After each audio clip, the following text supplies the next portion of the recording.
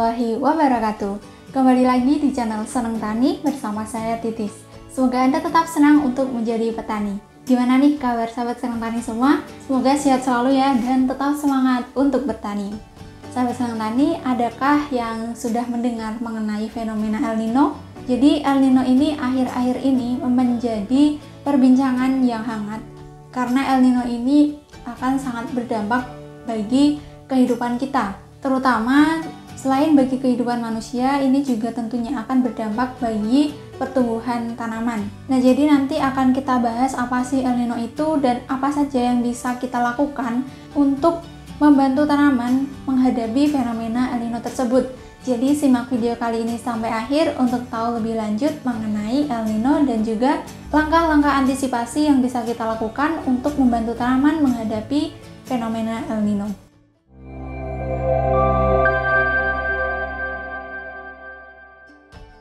Oke, sahabat Seneng Tani semua, seperti yang sudah saya sampaikan tadi, pada kesempatan kali ini kita akan membahas mengenai apa sih El Nino itu dan apa dampaknya untuk tanaman dan juga apa yang bisa kita lakukan untuk membantu tanaman menghadapi fenomena tersebut. Jadi, El Nino ini adalah sebuah fenomena cuaca di mana ini mengakibatkan peningkatan suhu di permukaan air laut di daerah Samudra Pasifik bagian tengah sampai timur, di mana peningkatan suhu di permukaan air laut ini bisa mengakibatkan perubahan pola cuaca di berbagai wilayah di dunia, dan ini tentunya akan berdampak pada kondisi iklim di beberapa negara, khususnya yaitu di Indonesia. Nah, terjadinya El Nino saat ini berbarengan dengan terjadinya musim kemarau di Indonesia. Jadi, keadaan musim kemarau yang cenderung lebih kering ini diperparah dengan fenomena El Nino, di mana El Nino ini bisa menyebabkan kondisi cuaca kemarau ini menjadi semakin kering. Nah, dampak dari fenomena El Nino ini adalah yang pertama adalah peningkatan suhu. Mungkin beberapa daerah sahabat Seneng Tani sudah banyak yang merasakan suhu air hari ini sangat panas, dan mungkin sahabat Seneng Tani juga sudah banyak ya yang merasakan bahwa suhu air hari ini menjadi sangat panas. Ini merupakan salah satu dampak dari fenomena El Nino tersebut. Kemudian dampak selanjutnya adalah berkurangnya tutupan awan. Jadi mungkin sahabat Seneng Tani semua juga sudah banyak yang merasakan bahwa langit air ini sangat bersih dari awan, jadi biru, dan cuaca juga sangat terik. Kemudian dampak selanjutnya adalah kekeringan yang parah. Kekeringan yang parah ini disebabkan karena penurunan curah hujan, apalagi di Indonesia ini berbarengan dengan musim kemarau, jadi untuk curah hujannya semakin sedikit, bahkan di beberapa daerah juga sudah banyak yang tidak terguyur hujan sama sekali. Nah, jadi itu adalah beberapa dampak yang ditimbulkan oleh fenomena El Nino tadi. Nah, dari kekeringan parah yang ditimbulkan tadi, tentunya ini akan berdampak buruk bagi pertumbuhan tanaman. Mengapa? Karena ketersediaan air di dalam tanah semakin menipis, tidak ada hujan sama sekali, kemudian diperparah dengan kondisi suhu yang sangat tinggi. Ini lebih meningkatkan penguapan air di dalam tanah. Jadi kemungkinan tanaman mengalami kekeringan ini menjadi sangat tinggi akibat dari fenomena El Nino tadi. Dan apalagi menurut BMKG, fenomena El Nino ini puncaknya adalah di bulan Agustus sampai bulan September. Jadi sebagai petani kita bisa lebih mempersiapkan lagi supaya tanaman yang kita tanam ini tidak mengalami kekeringan akibat fenomena El Nino tadi. Nah, pada kesempatan kali ini akan coba kami sampaikan apa saja yang bisa kita aplikasikan pada tanaman untuk meminimalisir terjadinya kekeringan pada tanaman itu sendiri. Nah, bahan yang pertama adalah dengan menggunakan bahan organik. Bahan organik ini kita bisa menggunakan beberapa bahan seperti kompos, pupuk kandang, jerami, sekam, dan beberapa bahan organik lain. Mengapa bahan-bahan organik ini bisa membantu tanaman untuk meminimalisir kekeringan? Jadi dengan mengaplikasikan bahan organik di dalam tanah, ini bisa lebih meningkatkan kemampuan tanah dalam menyerap air. Biasanya tanah yang mengandung banyak bahan organik, maka kondisinya akan lebih gembur, kemudian juga lebih lembab. Ini menandakan kalau tanah yang mengandung banyak bahan organik ini bisa lebih menyerap air lebih banyak dan juga meningkatkan daya tahan dari serapan air tersebut menjadi lebih lama. Jadi tidak bisa langsung menguap karena suhu yang panas, namun karena adanya bahan organik tadi bisa lebih meningkatkan daya tahan serapan tanah terhadap air tersebut. Nah, untuk pengaplikasian bahan-bahan organik tadi bisa kita aplikasikan saat sebelum penanaman. Karena dengan mengaplikasikan bahan-bahan organik sebelum penanaman, ini bisa memberikan kesempatan untuk mikroorganisme di dalam tanah untuk bisa lebih menguraikan bahan-bahan tadi. Dan jika bahan-bahan organik tadi sudah terurai, ini juga bisa lebih meningkatkan kandungan unsur hara di dalam tanah. Karena bahan-bahan organik tadi mengandung unsur hara yang lebih lengkap daripada pupuk kimia. Jadi ketersediaan unsur hara di dalam tanah bisa semakin meningkat dan kandungannya pun juga sangat lengkap. Namun karena bahan organik ini memerlukan proses dekomposisi yang lebih lama, jadi sebaiknya kita aplikasikan sebelum dilakukan penanaman. Harapannya supaya setelah tanaman ditanam, ini bisa langsung diserap unsur haranya oleh tanaman tersebut. Kemudian keuntungan lain jika kita mengaplikasikan bahan organik ini adalah unsur hara yang terkandung di dalam tanah tersebut bisa lebih bertahan lama di dalam tanah, sehingga efeknya pun bisa dirasakan dalam jangka waktu yang lebih lama oleh tanaman. Nah, kemudian bahan yang kedua adalah asam humat. Nah, di sini kami ada contoh produknya yaitu Power Soil. Mengapa asam humat ini bisa membantu tanaman untuk menghadapi kekeringan? Jadi asam humat ini merupakan biang dari humus. Humus ini adalah tanah yang sangat subur karena tanah ini berasal dari pelapukan bahan-bahan organik dari permukaan tanah. Jadi biasanya humus ini ada di permukaan paling atas, biasanya berwarna hitam dan gembur. Dan sedangkan asam humat ini merupakan biang atau saripati dari humus tersebut. Jadi bisa dibilang asam humat ini juga merupakan salah satu bahan organik yang bisa kita aplikasikan ke tanah. Nah, dengan mengaplikasikan asam humat Power Soil ini, efeknya untuk mengurangi potensi kekeringan pada tanaman adalah karena asam humat ini mampu meningkatkan kemampuan tanah dalam mengikat air. Jadi seperti bahan-bahan organik yang saya jelaskan tadi, asam humat ini juga bisa meningkatkan daya serap tanah terhadap air. Jadi tentunya efektivitas dari pengocoran yang kita lakukan akan lebih meningkat dan air yang diaplikasikan ke tanah pun tidak terbuang sia-sia, jadi bisa sepenuhnya dioptimalkan untuk diserap oleh tanaman.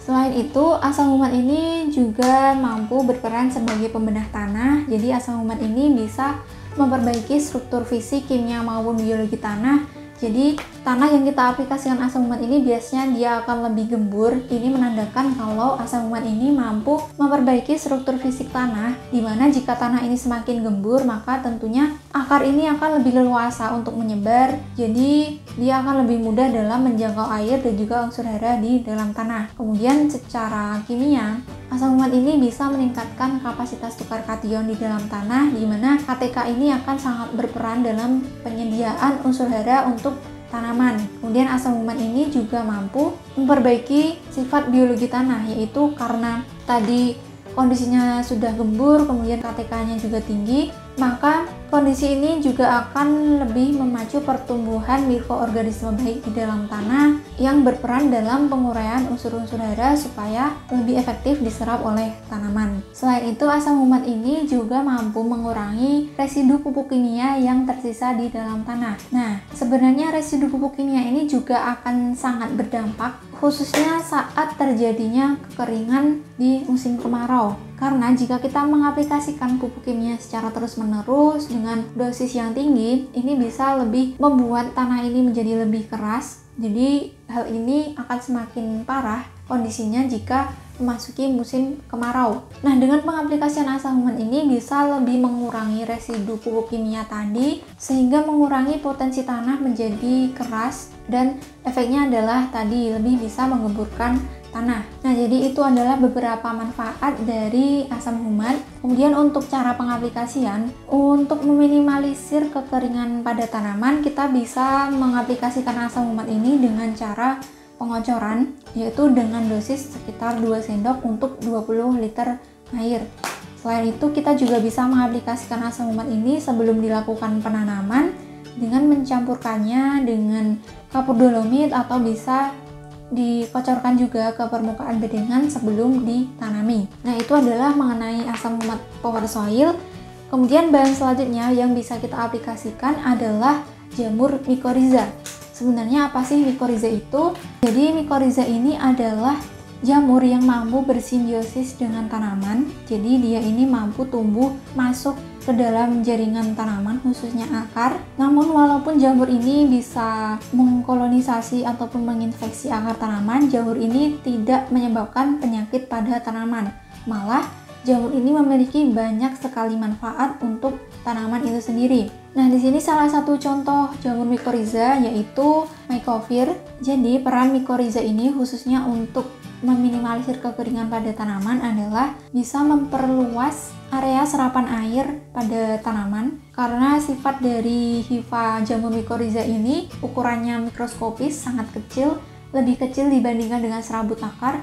Jadi hifa yang menginfeksi akar tanaman tersebut bisa membantu tanaman untuk menyerap air dan juga unsur hara yang lebih banyak. Karena hifanya yang lebih kecil, jadi dia mampu masuk ke pori-pori mikrotanah, jadi otomatis bisa lebih memperluas jangkauan penyerapan air dan juga unsur hara oleh tanaman. Nah, hal ini juga bisa mendukung supaya tanaman ini bisa menyerap lebih banyak air dalam kondisi tanah yang minim air, karena tadi hifanya kecil, kemudian dia mampu masuk ke pori mikrotanah, jadi otomatis untuk serapan airnya ini jauh lebih tinggi dan tanaman pun bebas dari kekeringan. Kemudian selain membantu meningkatkan penyerapan air dan juga unsur hara, mycorrhiza ini juga mampu meningkatkan efektivitas pemupukan fosfat, karena dengan bantuan jamur mycorrhiza ini, hifa jamur mycorrhiza ini akan mampu melepaskan ikatan unsur fosfat di dalam tanah sehingga mengubahnya menjadi fosfat yang organik, kemudian bisa langsung diserap oleh tanaman.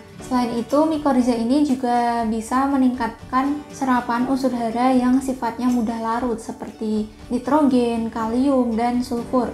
Jadi unsur-unsur hara ini sifatnya mudah larut. Dengan mengaplikasikan mycorrhiza, karena hifanya tadi bisa lebih memperluas jangkauan serapan air dan juga unsur hara, maka unsur-unsur hara yang tadinya ini mudah larut akan lebih cepat diserap oleh tanaman dengan bantuan hifa jamur mycorrhiza ini. Selain itu, jamur mycorrhiza ini juga mampu bekerja sama dengan bakteri baik yang mampu melarutkan fosfat dan juga mengikat nitrogen supaya unsur-unsur hara nitrogen dan fosfat tersebut bisa diserap secara efektif oleh tanaman. Selain itu, mycorrhiza ini juga mampu meningkatkan pertumbuhan dan juga hasil tanaman, karena dengan meningkatkan area serapan air dan juga unsur hara tadi, tentunya pertumbuhan tanaman juga akan semakin bagus dan efeknya akan berpengaruh terhadap hasil dari tanaman itu sendiri. Selain itu, dalam pencegahan patogen penyakit, mycorrhiza ini juga mampu berperan aktif di dalamnya, karena dia ini mampu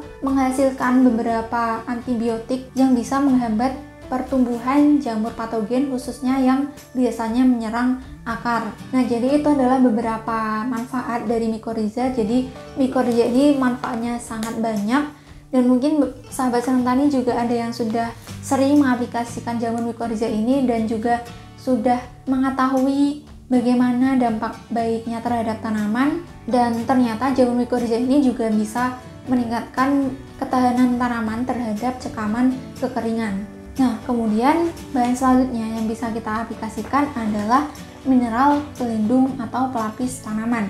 Di sini adalah contohnya yaitu Cover WP. Jadi dengan mengaplikasikan Cover WP ini, karena dia berperan sebagai pelindung tanaman, karena fenomena El Nino ini berbarengan dengan musim kemarau, jadi ini mengakibatkan indeks sinar UV yang semakin meningkat, dan ini juga bisa memberikan dampak buruk bagi tanaman. Efeknya, jika tanaman ini terkena paparan sinar UV yang terlalu tinggi, maka dia akan bisa menghambat pertumbuhan tanaman. Biasanya tanaman yang terkena paparan sinar UV yang terlalu tinggi akan menimbulkan gejala berupa bercak berwarna putih, yang biasanya tanaman yang terkena paparan sinar UV terlalu tinggi, jaringannya akan rusak, kemudian dia juga bisa mengganggu proses metabolisme tanaman dan bisa menghambat pertumbuhan pada tanaman itu sendiri. Jadi dengan mengaplikasikan mineral pelindung tanaman, ini bisa lebih melindungi tanaman dari paparan sinar UV yang cukup ekstrim.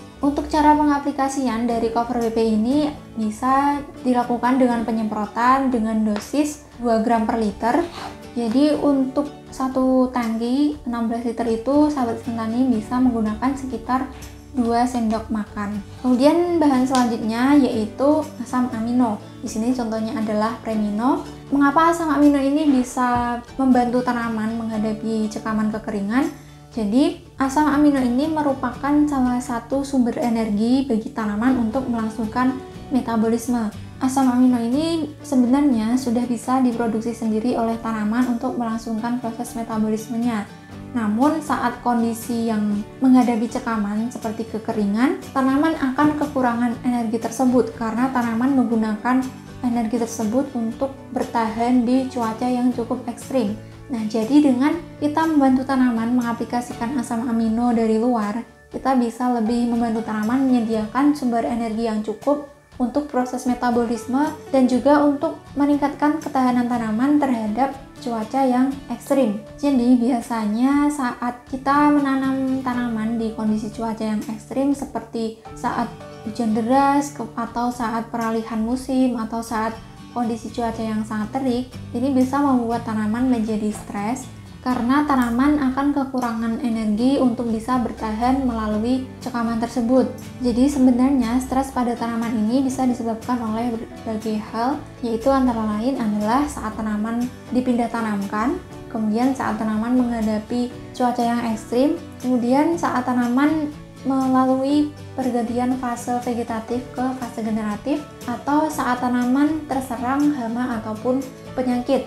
Nah, di saat-saat tersebut tanaman ini membutuhkan lebih banyak energi untuk bisa pulih kembali dan untuk bisa tetap mempertahankan proses metabolismenya. Jadi dengan pengaplikasian asam amino seperti Premino ini bisa lebih membantu tanaman untuk menghadapi cekaman-cekaman tersebut. Jadi proses metabolisme tanaman tetap bisa berjalan dengan lancar sehingga tanaman terhindar dari kematian akibat cekaman tersebut. Untuk cara pengaplikasian dari asam amino Premino ini, sahabat tani bisa mengaplikasikan saat tanaman masih kecil atau setelah dipindah tanamkan. Biasanya Premino ini bisa diaplikasikan 5 hari setelah pindah tanam. Jadi ini untuk bisa membantu tanaman kecil tersebut supaya bisa beradaptasi dengan baik di lahan yang baru. Jadi ini untuk bisa lebih meningkatkan daya adaptasi tanaman kecil tersebut saat dipindah tanamkan di lingkungan yang baru. Untuk cara pengaplikasiannya ini bisa dilakukan dengan kocor maupun spray. Untuk kocor, sahabat tani bisa menggunakan dosis 2 ml per liter atau bisa menggunakan 1 tutup botol untuk 20 liter air. Kemudian untuk penyemprotan, sahabat tani bisa menggunakan dosis 1-2 ml per liter atau sekitar setengah sampai 1 tutup botol untuk per tangkinya. Nah, jadi itu adalah beberapa bahan yang bisa kita aplikasikan untuk meminimalisir kekeringan pada tanaman akibat cuaca ekstrim, khususnya saat fenomena El Nino terjadi. Jadi yang pertama tadi kita bisa mengaplikasikan beberapa bahan organik seperti kompos, pupuk kandang, sekam, jerami, dan lain-lain, di mana bahan-bahan organik tadi bisa lebih meningkatkan kemampuan tanah dalam menyerap air dan juga menahan air. Selanjutnya kita bisa mengaplikasikan asam humat seperti Power Soil ini, karena asam humat ini juga bisa meningkatkan kemampuan tanah dalam menyerap air dan juga bisa berperan sebagai pembenah tanah. Kemudian bahan selanjutnya adalah jamur mycorrhiza, seperti contohnya yaitu Mycovir. Karena mycorrhiza ini mampu memperluas bidang serapan dari tanaman. Karena hifa mycorrhiza ini sangat kecil, jadi dia mampu masuk ke pori mikro tanaman, di mana hifa tersebut membantu tanaman untuk bisa menyerap air dan juga unsur hara lebih banyak, bahkan saat kondisi tanah sedang minim air. Selain itu, manfaat mycorrhiza juga banyak sekali. Selain bisa meningkatkan ketahanan tanaman terhadap kekeringan, ini juga bisa meningkatkan pertumbuhan dan hasil tanaman, dan juga bisa meningkatkan efektivitas pemupukan fosfat dan beberapa unsur hara yang mudah larut seperti nitrogen, kalium, dan sulfur. Selain itu, mycorrhiza ini juga bisa menghasilkan antibiotik yang menghambat pertumbuhan patogen sehingga bisa menekan pertumbuhan patogen, khususnya patogen yang menyerang akar pada tanaman. Nah, kemudian bahan yang ketiga adalah mineral pelindung tanaman. Dengan mengaplikasikan mineral pelindung tanaman ke permukaan tanaman, ini akan bisa melindungi permukaan tanaman dari paparan sinar UV yang ekstrim. Kemudian bahan selanjutnya adalah asam amino, contohnya yaitu Premino, karena dengan mengaplikasikan asam amino pada tanaman ini bisa menambahkan sumber energi untuk tanaman, bisa melangsungkan metabolismenya. Apalagi jika sahabat senang tani menanam saat peralihan musim ataupun saat musim sedang ekstrim, sahabat senang tani bisa mengaplikasikan asam amino Premino ini saat tanaman masih kecil atau setelah dipindah tanamkan. Jadi tanaman kecil ini mampu beradaptasi dengan baik sehingga bisa terbebas dari stres akibat beberapa cekaman seperti cekaman kekeringan tadi. Sekian video kali ini, semoga bermanfaat untuk sahabat senang tani semua. Dan jika dirasa bermanfaat, silahkan di-share ke teman-teman yang lain. Beberapa produk yang kami tampilkan di sini hanya merupakan contoh yang bisa sahabat senang tani semua gunakan.